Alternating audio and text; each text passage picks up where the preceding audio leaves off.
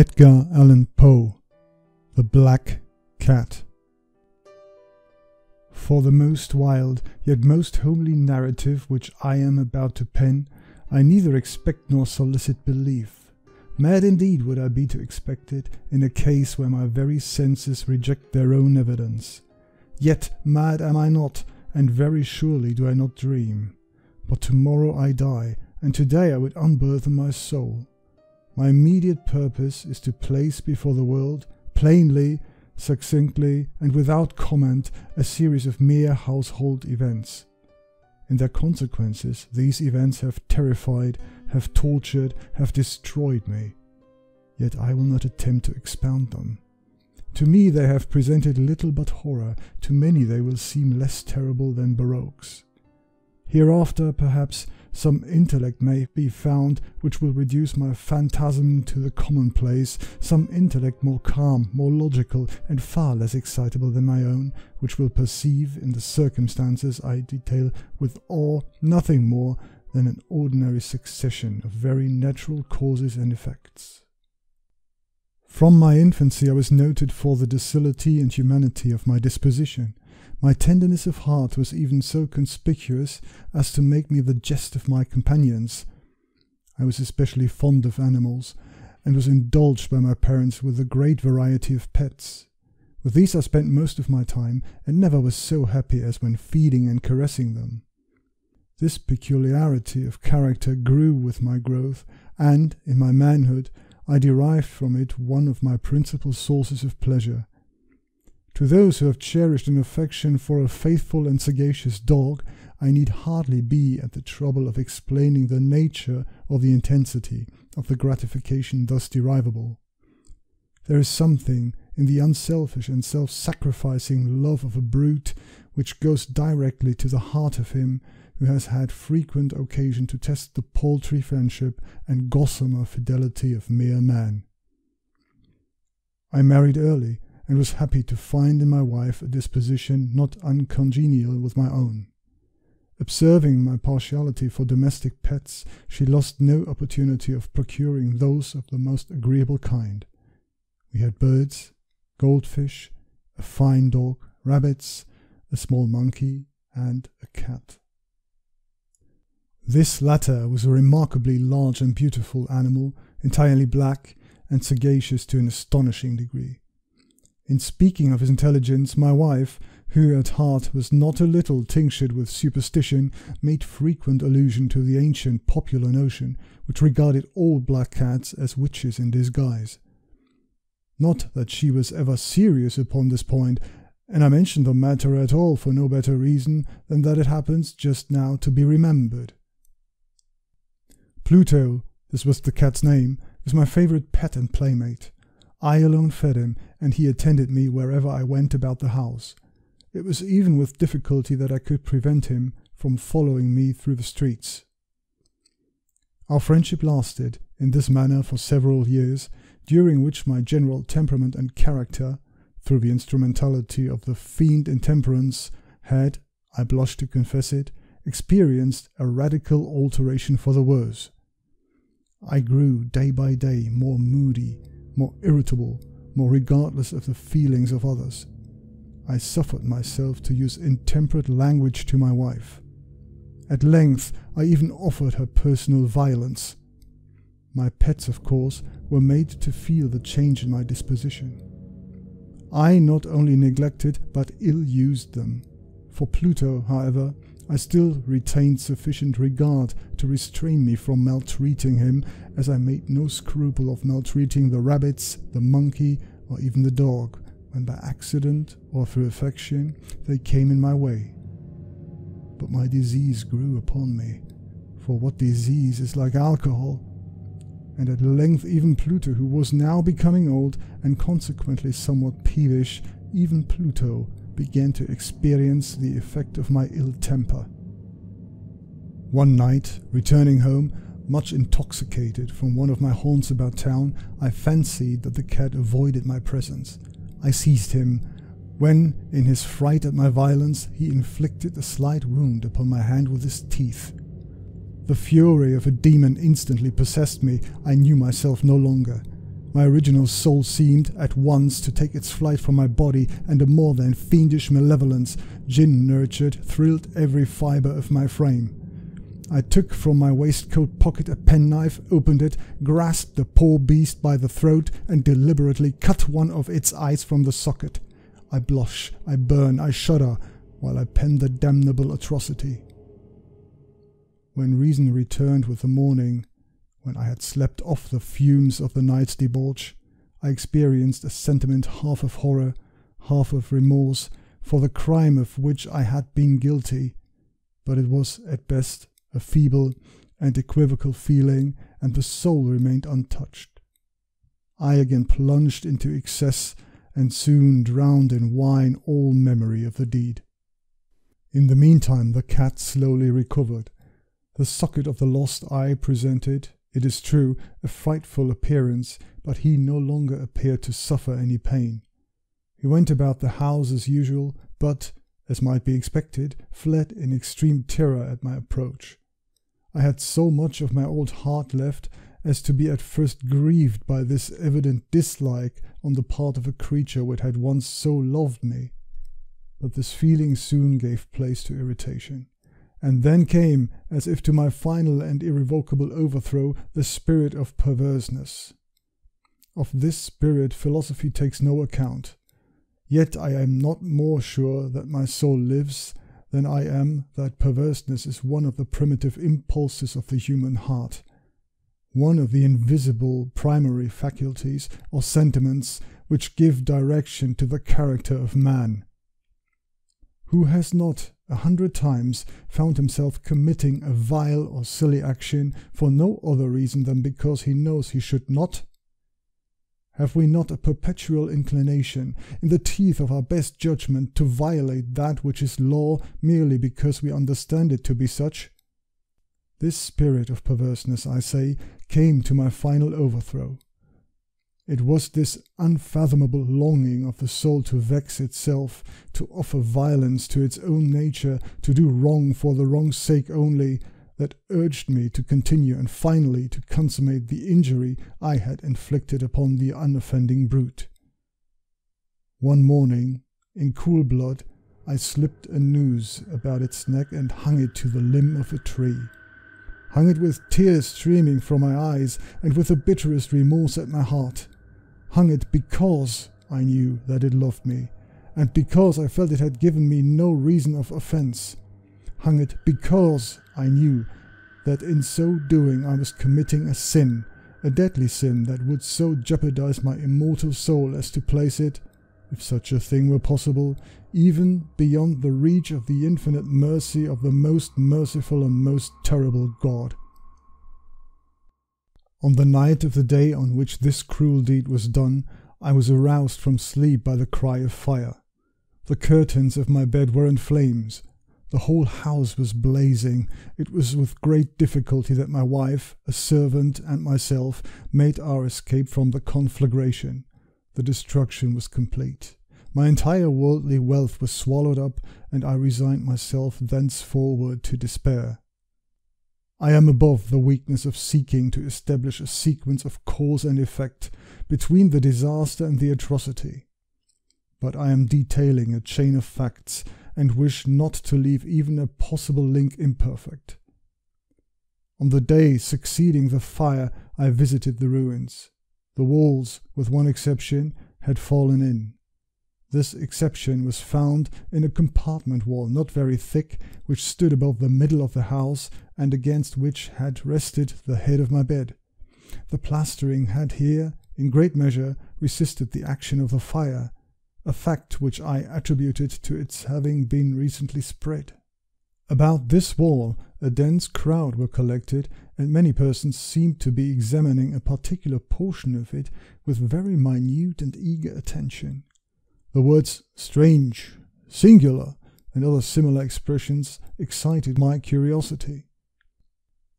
I approached and saw, as if graven in bas-relief upon the white surface, the figure of a gigantic cat. The impression was given with an accuracy truly marvellous. There was a rope about the animal's neck. When I first beheld this apparition, for I could scarcely regard it as less, my wonder and my terror were extreme.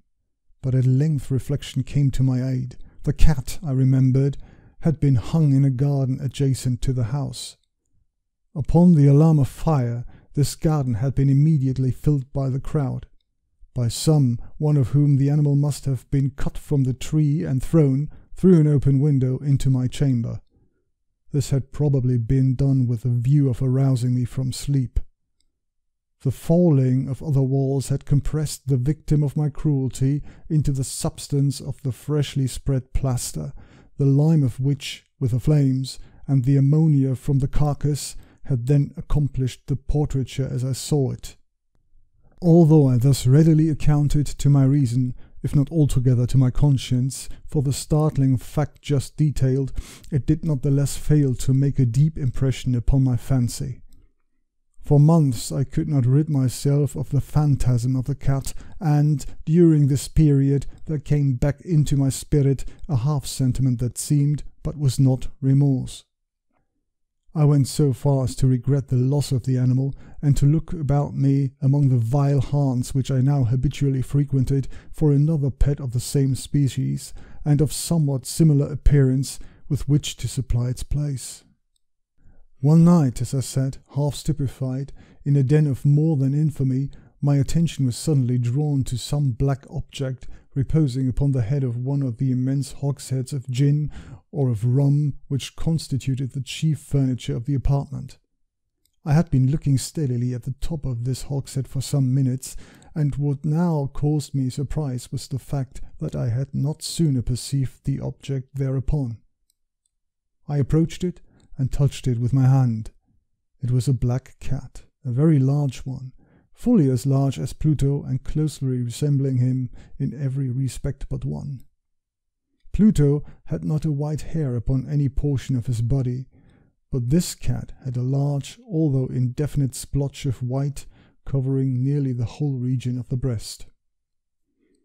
Upon my touching him, he immediately arose, purred loudly, rubbed against my hand, and appeared delighted with my notice. This, then, was the very creature of which I was in search. I at once offered to purchase it of the landlord, but this person made no claim to it, knew nothing of it, had never seen it before. I continued my caresses, and when I prepared to go home, the animal evinced a disposition to accompany me. I permitted it to do so, occasionally stooping and patting it as I proceeded. When it reached the house, it domesticated itself at once, and became immediately a great favourite with my wife. For my own part, I soon found a dislike to it arising within me. This was just the reverse of what I had anticipated, but, I know not how or why it was, its evident fondness for myself rather disgusted and annoyed. By slow degrees, these feelings of disgust and annoyance rose into the bitterness of hatred. I avoided the creature, a certain sense of shame and the remembrance of my former deed of cruelty preventing me from physically abusing it.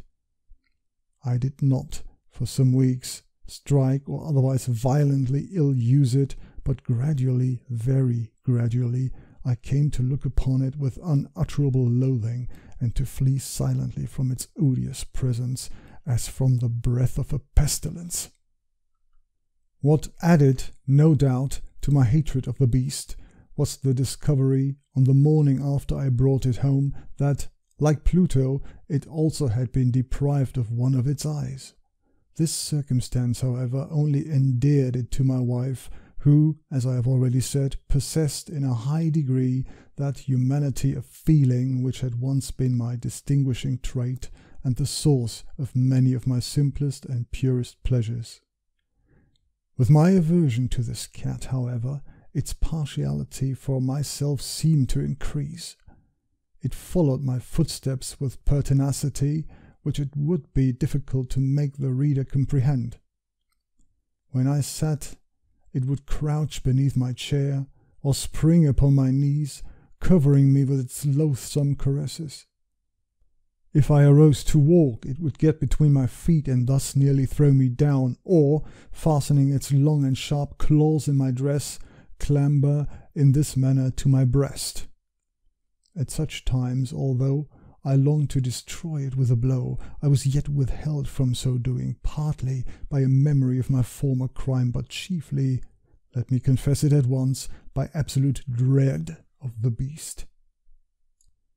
This dread was not exactly a dread of physical evil, and yet I should be at a loss of how otherwise to define it. I am almost ashamed to own, yes, even in this felon's cell, I am almost ashamed to own that the terror and the horror with which the animal inspired me had been heightened by one of the merest chimeras it would be possible to conceive. My wife had called my attention more than once to the character of the mark of white hair of which I have spoken, and which constituted the sole visible difference between the strange beast and the one I had destroyed. The reader will remember that this mark, although large, had been originally very indefinite, but, by slow degrees nearly imperceptible, and which for a long time my reason struggled to reject as fanciful, it had, at length, assumed a rigorous distinctness of outline. It was now the representation of an object that I shudder to name, and for this, above all, I loathed and dreaded, and would have rid myself of the monster had I dared. It was now, I say, the image of a hideous, of a ghastly thing, of the gallows. O mournful and terrible engine of horror and crime, of agony and of death! And now was I indeed wretched beyond the wretchedness of mere humanity, and a brute beast, whose fellow I had contemptuously destroyed, a brute beast to work out for me a man fashioned in the image of the high God, so much of insufferable woe. Alas, neither by day nor by night knew I the blessing of rest any more. During the former the creature left me no moment alone, and in the latter I started hourly from dreams of unutterable fear to find the hot breath of the thing upon my face, and its vast weight, an incarnate nightmare that I had no power to shake off, incumbent eternally upon my heart. Beneath the pressure of torments such as these, the feeble remnant of the good within me succumbed. Evil thoughts became my sole intimates, the darkest and most evil of thoughts. The moodiness of my usual temper increased to hatred of all things and of all mankind, while from the sudden, frequent, and ungovernable outbursts of a fury to which I now blindly abandoned myself, my uncomplaining wife, alas, was the most usual and the most patient of sufferers. One day she accompanied me upon some household errand into the cellar of the old building which our poverty compelled us to inhabit.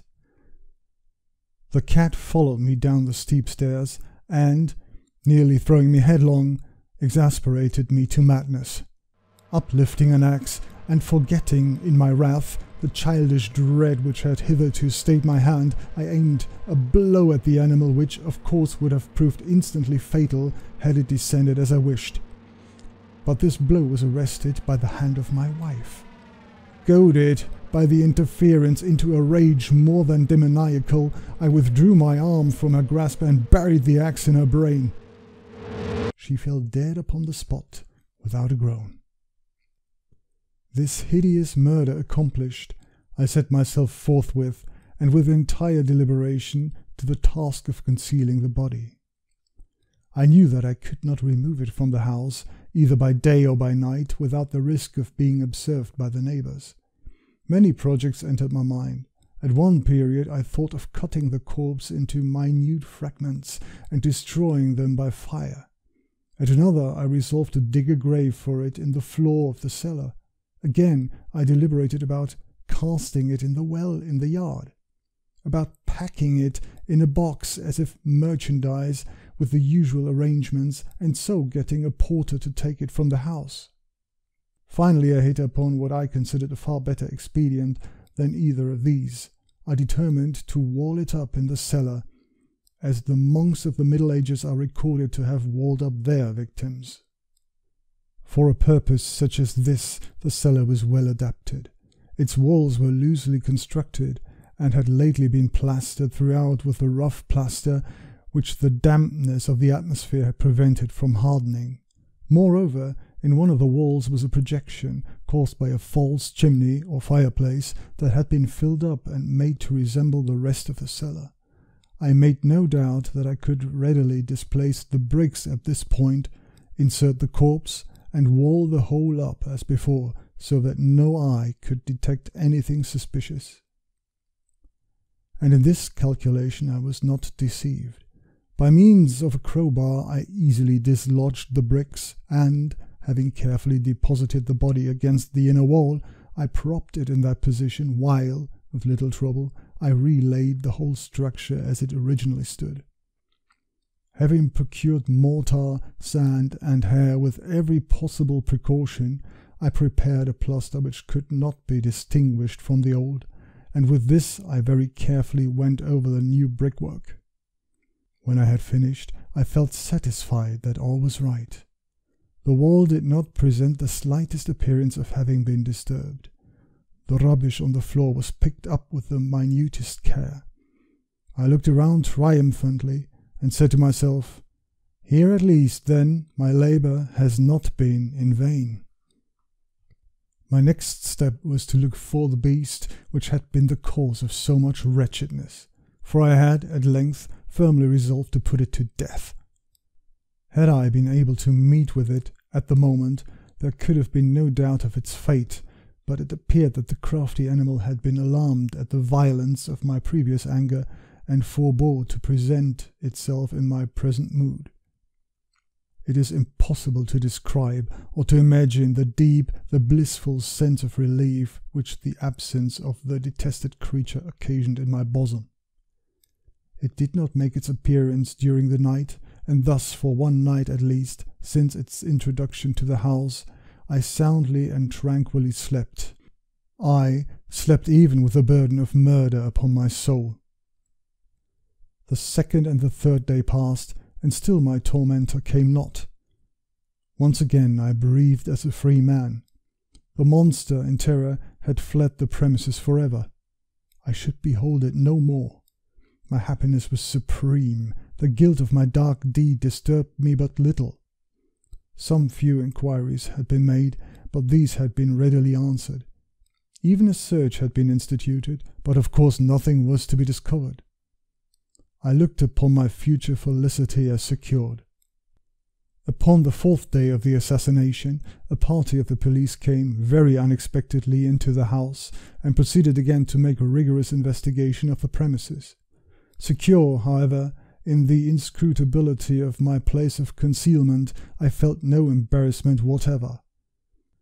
The officers bade me accompany them in their search. They left no nook or corner unexplored. At length, for the third or fourth time, they descended into the cellar. I quivered not in a muscle. My heart beat calmly as that of one who slumbers in innocence. I walked the cellar from end to end. I folded my arms upon my bosom and roamed easily to and fro. The police were thoroughly satisfied and prepared to depart. The glee at my heart was too strong to be restrained. I burned to say, if but one word, by way of triumph, and to render doubly sure their assurance of my guiltlessness. "Gentlemen," I said at last, as the party ascended the steps, "I delight to have allayed your suspicions. I wish you all health and a little more courtesy. By the by, gentlemen, this is a very well-constructed house." In the rabid desire to say something easily, I scarcely knew what I uttered at all. "I may say an excellently well-constructed house. These walls— are you going, gentlemen? These walls are solidly put together." And here, through the mere frenzy of bravado, I rapped heavily, with the cane which I held in my hand, upon that very portion of the brickwork behind which stood the corpse of the wife of my bosom. But may God shield and deliver me from the fangs of the arch-fiend. No sooner had the reverberation of my blows sunk into silence than I was answered by a voice from within the tomb, by a cry, at first muffled and broken, like the sobbing of a child, and then quickly swelling into one long, loud, and continuous scream, utterly anomalous and inhuman, a howl, a wailing shriek, half of horror and half of triumph, such as might have arisen only out of hell, conjointly from the throats of the damned in their agony and of the demons that exult in the damnation. Of my own thoughts it is folly to speak. Swooning, I staggered to the opposite wall. For one instant the party upon the stairs remained motionless through extremity of terror and of awe. The next, a dozen stout arms were toiling at the wall. I fell bodily. The corpse, already greatly decayed and clotted with gore, stood erect before the eyes of the spectators. Upon its head, with red extended mouth and solitary eye of fire, sat the hideous beast whose craft had seduced me into murder and whose informing voice had consigned me to the hangman. I had walled the monster up within the tomb.